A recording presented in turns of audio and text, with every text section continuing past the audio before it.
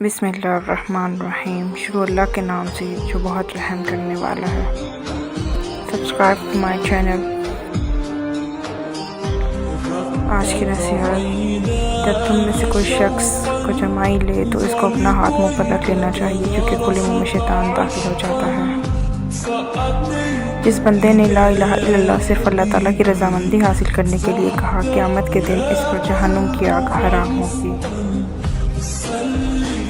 رسول اللہ صلی اللہ علیہ وسلم نے ارشاد فرمایا، تمام اعمال کا دار و مدار نیت پر ہے، اور عمل کا نتیجہ ہر انسان کو اس کی نیت کے مطابق ہی ملے گا۔ بے شک قیامت کے دن درجہ اور مرتبہ کے لحاظ سے سب سے برا آدمی ہوگا جس کی شر سے بچنے کے لیے لوگ اس سے کنارہ کشی کر لیں۔